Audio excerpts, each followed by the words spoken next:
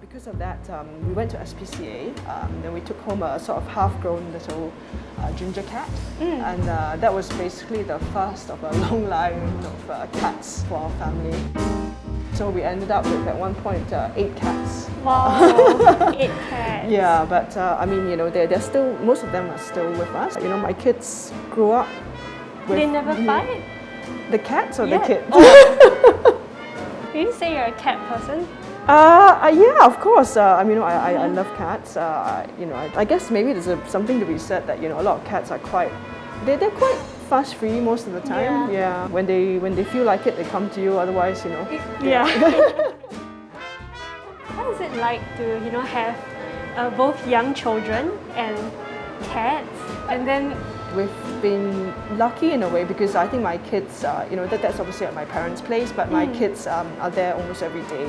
So they have since, before they could even crawl, before they could even walk and talk, they've had cats surrounding them. That's nice.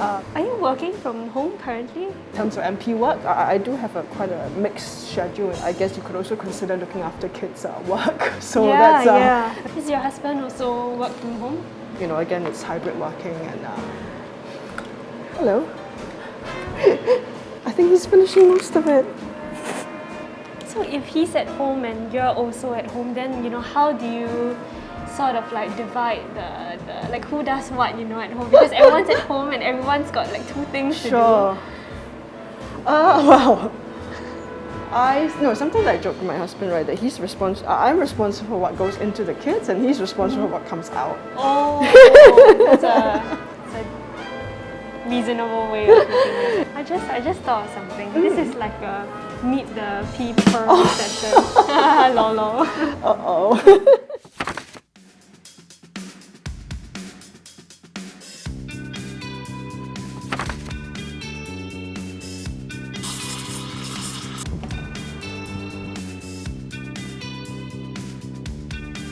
Okay, I guess we can talk about unpaid care work by women, Sure. and its implications on the financial resources that the women have, right?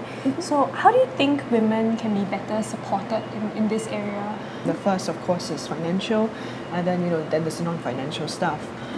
So I think financially, yes, it's true that there are some women who've actually. Generally, they tend to be women who give up their careers or take a career break or take slightly less high-flying jobs, for want of a better word,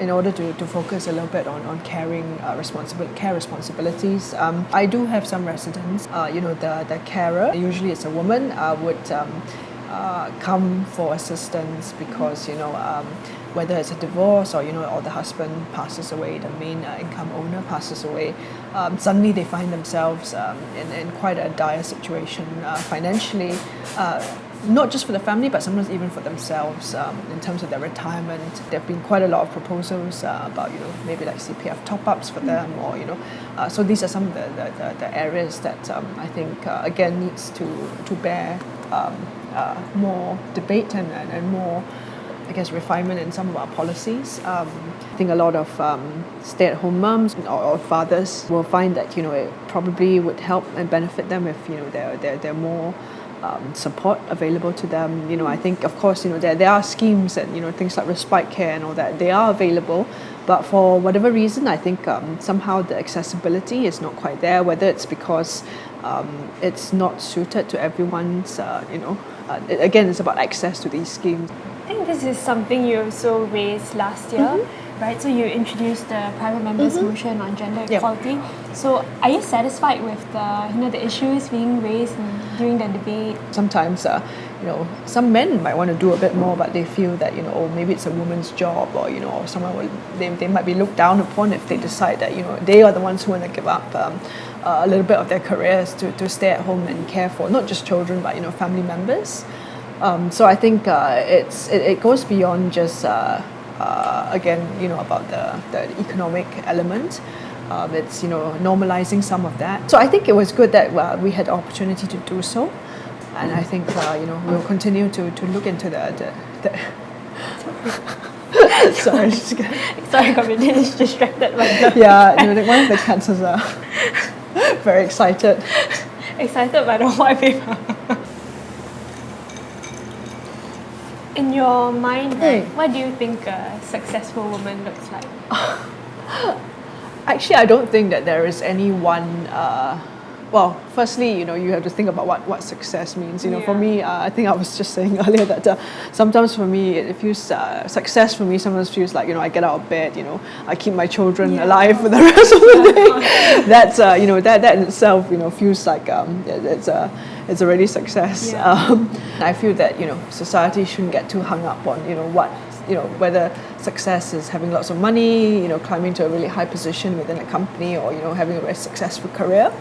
But I think success for everyone should be within reason for them to define what they want. I guess this is also coming from a place almost of privilege, where we can choose, or to a certain extent we do have certain amount of control over what we want our paths in life to be. For a lot of people, unfortunately, they don't really have these opportunities, and this is something I feel quite strongly about. That I think there are lots of people out there with lots of potential and lots of ideas and lots of dreams and aspirations that unfortunately, because of circumstances, it's not always something that that they have been able to fulfill. And I think as far as possible, if we can find ways and means to help them achieve that, it's something that that we really need to look into.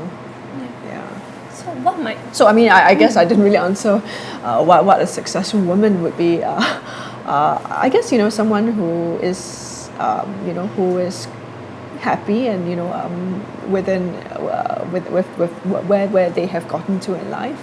Success probably looks a little different to everyone as well. Often, a lot of women, we don't give ourselves enough credit for what we do, even if it doesn't measure up to the traditional definition of what success is. Have you ever felt pressured by that notion of that traditional idea of success? Not well.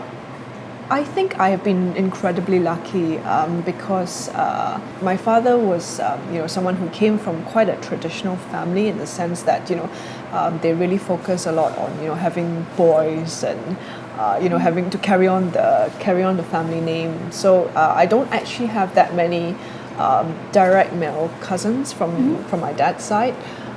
So there was some pressure on my parents to have a son, which they never did. Oh no. And I think I mentioned this before, that my mum did say after my sister was born, hey, shall we try, and maybe our third one will be a boy. And then my dad actually apparently answered, what's wrong with my daughters? So I guess that was always what I was surrounded by. That attitude was something I was surrounded by. So on the ground in Sengkang, how do you see your constituency work changing? Following Raesaah's resignation. Right. How is it like, and how has it changed for you? Yeah. To be honest, I don't really see the quality of what we're doing. So the actual content doesn't really change. Of course, then the volume would increase. But I think that's when I actually again, I'm really grateful that we've actually got a really good team. I think it's really important that we work closely together and work well with one another, and not see this is a resident of this division or that division, and to draw those lines or those boundaries, and say, well, that's not my resident. Because ultimately the thing about the GRC system is that all residents under the GRC do actually you do represent all of them. I mean, it sounds like your workload has increased and quite a bit to do, I imagine. So how do you kind of prevent or avoid getting burned out by all these different things that's competing for your attention? It's I don't think I'm the best person to ask about being very strict about about hello, rest time, R&R time, and work.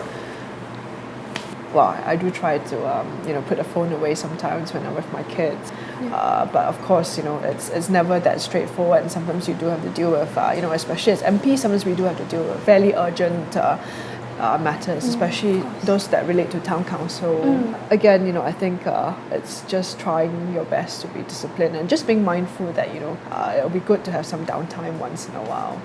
Yeah.